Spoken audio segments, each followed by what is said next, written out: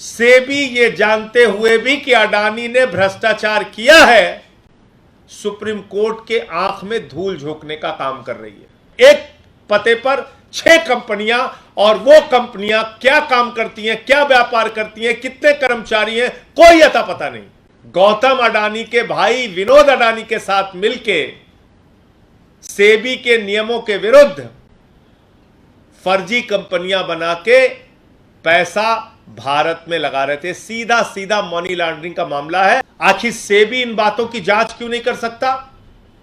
क्योंकि मामला नरेंद्र मोदी जी के करीबी दोस्त गौतम अडानी से जुड़ा हुआ मामला है।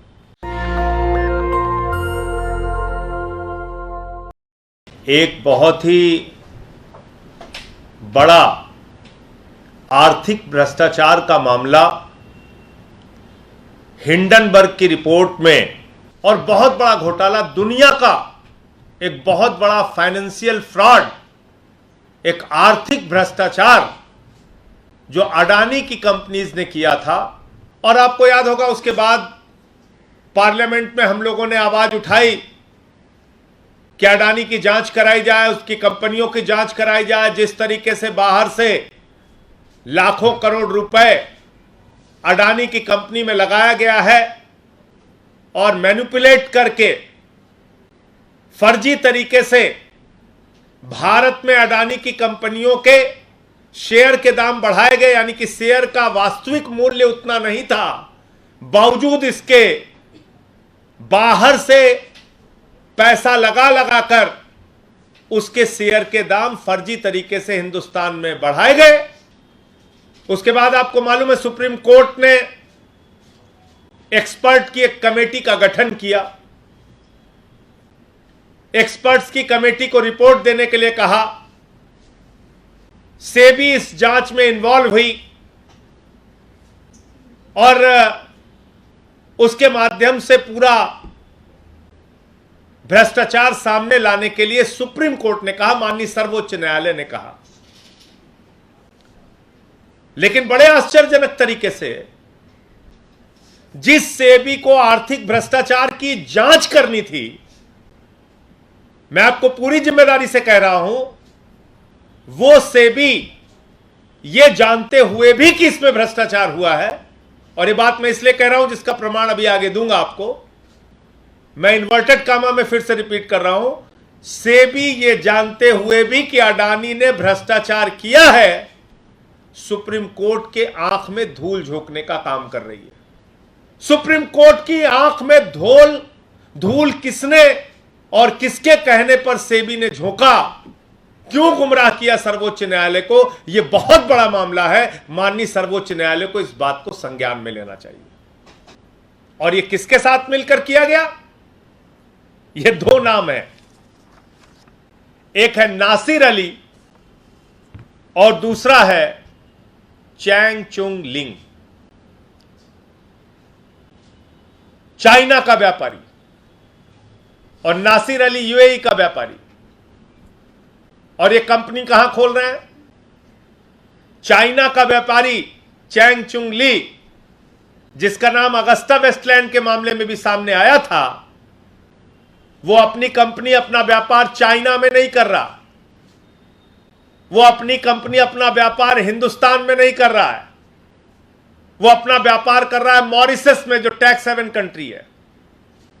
वो अपना व्यापार कर रहा है बरमूडा में, वो अपना व्यापार कर रहा है यूएई में, जहां कागजात देने की जरूरत नहीं होती। ऐसी जगहों पर कागजों में कंपनियां खोल के, मॉरिशस में एक पते पे 6 कंपनी खोल के हजारों करोड़ रुपए अडानी की कंपनी में हिंदुस्तान में लगाया गया। एक पते पर 6 कंपनियां, और वो कंपनियां क्या काम करती हैं, क्या व्यापार करती हैं, कितने कर्मचारी हैं, कोई अता पता नहीं। ये पत्रकारों ने, जो इन खोजी पत्रकार हैं, वरिष्ठ पत्रकार हैं, उन्होंने खुलासा किया है कि ये गौतम अडानी के भाई विनोद अडानी के साथ मिलके, गौतम अडानी के भाई विनोद अडानी के साथ मिलके सेबी के नियमों के विरुद्ध फर्जी कंपनियां बना के पैसा भारत में लगा रहे थे। सीधा सीधा मनी लॉन्ड्रिंग का मामला है। भारत से पैसा विदेशों में जाता था, विदेशों से पैसा अडानी की कंपनी में आता था, अडानी की कंपनी के शेयर के दाम बढ़ाए जाते थे और करीब करीब इसमें जितने भी दाम बढ़ते थे, जो भारत के इन्वेस्टर हैं, भारत के लोग हैं, वो बढ़े हुए दामों पे अडानी का शेयर खरीदते थे। और जब ये भ्रष्टाचार का खुलासा हिंडनबर्ग की रिपोर्ट में हुआ तो करीब करीब 5 लाख करोड़ रुपए का अडानी ग्रुप्स को, अडानी की कंपनियों को नुकसान हुआ। 5 लाख करोड़ रुपए का। अब इनमें से 2 फिगर जो खुद सेबी कह रही है वो मैं आपके सामने बोलना चाहता हूं। सेबी ने बताया कि 22,000 करोड़ रुपए तो जो छोटे निवेशक थे उनका नुकसान हुआ है। किसी ने बेटी की शादी के लिए पैसा रखा था, किसी ने मकान बनवाने के लिए पैसा रखा था, किसी ने बीमारी में, मुसीबत में पैसा काम आएगा वो पैसा रखा हुआ था, और उसने सोचा कि चलो अडानी के कंपनी में पैसा लगाते हैं, इसके शेयर का दाम बढ़ेगा तो हमारी भी कुछ आमदनी बढ़ जाएगी। पीएफ का पैसा जो लगा, जो बाकी कंपनियों का पैसा लगा, वो छोड़ देते हैं। मैं सिर्फ मोटे मोटे तौर पे बता रहा हूं। तो पैसा लोगों ने लगा दिया अपना, तो ऐसे लोगों का करीब करीब 22,000 करोड़ रुपए डूब गया। एलआईसी ने भी अडानी के शेयर खरीदे थे, यह सोचकर कि अडानी की कंपनी के शेयर के दाम बढ़ रहे हैं, अडानी की कंपनियों को फायदा हो रहा है। 36,000 करोड़ रुपए एलआईसी ने लगाए थे और 16,000 करोड़ रुपए का नुकसान एलआईसी को हुआ। एलआईसी में किसका पैसा लगता है? जीवन के साथ भी, जीवन के बाद भी हर आदमी एलआईसी की पॉलिसी खरीदता है, और वो एलआईसी का पैसा 16,000 करोड़ रुपए डूब गया। 5 लाख करोड़ रुपए का नुकसान अडानी की कंपनियों को हुआ। और कौन कौन से लोग इसमें शामिल थे, क्या वो खेल करते थे? एक कंपनी है इमर्जिंग इंडिया फोकस फंड, ये नासिर अली और चैंगचुंग ली की कंपनी है। और दूसरी कंपनी है ईएम रिसर्जेंट फंड, ये भी चैंगचू ली और नासिर अली की कंपनी है। और इन कंपनियों को कौन एडवाइस करता था, कौन कहता था कि आप यहां पे कंपनी लगाइए?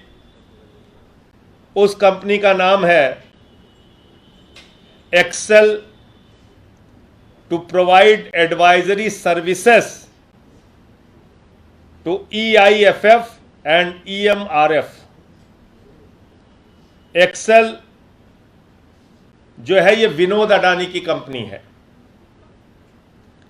अब ये विनोद अडानी एडवाइजरी कंपनी है किसके लिए? नासिर अली के लिए और चैंगचू ली के लिए। विनोद अडानी कौन है? गौतम अडानी का भाई। वो किसको एडवाइस कर रहा है? वो एडवाइस कर रहा है मॉरिशस में चैंगचू लिंग और नासिर अली की कंपनी को कि आप किस कंपनी में पैसा लगाओ। वो बरमुडा में एडवाइस कर रहा है, वो दूसरे यूएई में एडवाइस कर रहा है कि आप यहां पे पैसा लगाओ। तो विनोद अडानी भारत से अपने भाई से पैसा मंगाता है, हजारों करोड़ रुपए। ये मनी लॉन्ड्रिंग का मामला है, सीधे समझिए इसको। भारत से अपने भाई गौतम अडानी से पैसा मंगाता है और वो पैसा इन कंपनियों को देता है जो मॉरिशस और बरमुडा में फर्जी कंपनियां बनी हैं, और इनसे कहता है, इनको एडवाइस करता है, इनकी एडवाइजरी कंपनी है वो, कि साहब ये पैसा आप हमारे भाई गौतम अडानी की कंपनी में हिंदुस्तान में लगा दो। ये सीधा मोटा मोटा खेल समझिए भ्रष्टाचार का। भारत से हजारों करोड़ रुपए विनोद अडानी के पास गया, विनोद अडानी ने वो पैसा इन कंपनियों को दिया। फर्जी कंपनियां, कागजों पे बनी कंपनियां, मॉरिशस में बनी कंपनियां, बरमुडा में बनी कंपनियां, टैक्स हेवन कंट्रीज में बनी कंपनियां, उनको पैसा देता है और उनसे कहता है भारत में हमारे भाई गौतम अडानी की कंपनियों के शेयर खरीदो। जो कंपनियां यहां घाटे में चल रही हैं उसके शेयर के दाम खरीद खरीद कर उसके दाम बढ़ाओ, और जब उसके दाम बढ़ेंगे तो उस झांसे में हिंदुस्तान का आम आदमी फंसेगा, वो उस शेयर को खरीदेगा, और जब वास्तविक मूल्य का पता चलेगा तो सारे शेयर धड़ाम हो जाएंगे, लोगों के पैसे डूब जाएंगे। इतना बड़ा भ्रष्टाचार हुआ, जिस भ्रष्टाचार की जांच OCCRP पत्रकारों का एक समूह कर सकता है, तो आखिर एक्सपर्ट्स कमेटी की रिपोर्ट में यह सच्चाई क्यों नहीं आ रही है? आखिर सेबी इन बातों की जांच क्यों नहीं कर सकता? क्योंकि मामला नरेंद्र मोदी जी के करीबी दोस्त गौतम अडानी से जुड़ा हुआ मामला है। मैं माननीय सर्वोच्च न्यायालय से कहना चाहता हूं कि इस बात का, इस रिपोर्ट का आप संज्ञान कृपया करके ले, क्योंकि आपकी आंख में धूल झोंकने का काम सेबी कर रहा है, एक्सपर्ट्स की कमेटी कर रही है, और आपको सही जानकारी नहीं दी जा रही है। जो जानकारी इन पत्रकारों के समूह ने सामने की है उसका संज्ञान लेके अडानी के खिलाफ सख्त से सख्त कार्रवाई करनी चाहिए। ये ईडी से भी जुड़ा हुआ मामला है। ये तमाम जो फाइनेंशियल करप्शन की जांच करती हैं उन सारी एजेंसियों की जांच की जिम्मेदारी थी, जिन्होंने नहीं किया। सेबी को इसकी जांच करनी थी, और सेबी ने खुद, अब वो अंतिम बात कह के मैं अपनी बात खत्म करूंगा, सेबी ने 2014 के पहले एक रिपोर्ट दाखिल की थी। किसके बारे में? अडानी की कंपनियों के बारे में। और वो क्या रिपोर्ट थी कि मॉरिशस से अडानी के पावर प्रोजेक्ट में कुछ इक्विपमेंट्स आए, कुछ उपकरण आए। और मजेदार बात क्या है, वो उपकरण कहां से खरीदे गए? चीन से खरीदे गए। चीन से जो उपकरण खरीदा गया वो सीधे हिंदुस्तान आएगा या मॉरिशस से घूम के आएगा? मैं फिर रिपीट कर रहा हूं, अडानी की महाराष्ट्र में बिजली की कंपनियां हैं, जिन कंपनियों के लिए 2014 के पहले चीन से कुछ उपकरण खरीदे गए, लेकिन उन उपकरणों का दाम महंगा दिखाना था, इसलिए चीन से वो उपकरण मॉरिशस जाते हैं और मॉरिशस से हिंदुस्तान आते हैं। ये सब ऑन पेपर हो रहा है इन्हीं फर्जी कंपनियों के जरिए, इन्हीं फर्जी कंपनियों के जरिए। और ये मैं नहीं कह रहा हूं, ये DRI की रिपोर्ट है, DRI की report, directorate of revenue intelligence की रिपोर्ट है 2014 के पहले, और ये सारी रिपोर्ट और जानकारी सेबी को दिया था DRI ने। तो सेबी को तो पता है, फिर सेबी सुप्रीम कोर्ट पे झूठ क्यों बोल रहा है? सेबी को तो मालूम है कि चीन से जो उपकरण आए थे फर्जी, उनकी बिलिंग मॉरिशस में तैयार की गई, उपकरणों के दाम बढ़ाए गए, और जब उपकरणों के दाम बढ़ाए गए तो निश्चित रूप से बिजली महंगी होगी।